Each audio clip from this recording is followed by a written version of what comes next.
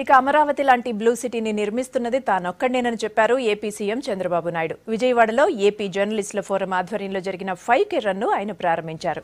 దసరా వరకు ఆంధ్రప్రదేశ్ అంతటా ఇలాంటి 5K రన్ పోటీలు నిర్వహించాలని ఆయన పిలుపునిచ్చారు. 22న దసరాతో పాటు అమరావతి శంకుస్థాపన ఈ రెండు పండుగలు జరుపుకుంటున్నామని బాబు చెప్పారు.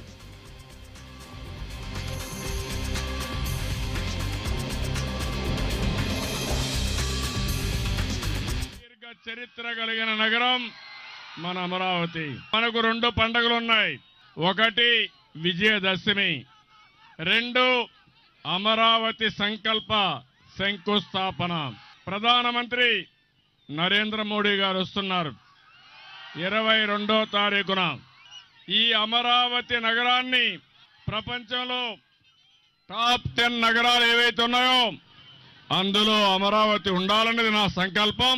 ఇది జరుగుతుంది, జరిపిస్తామని చెప్పి కూడా మరొకసారి మీ అందరికీ తెలియజేస్తున్నాం.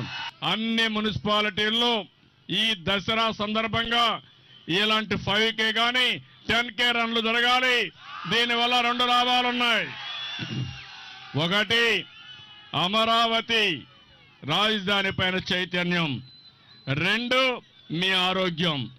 మీ ఆరోగ్యమే ఈ రాష్ట్రానికి మహాభాగ్యం.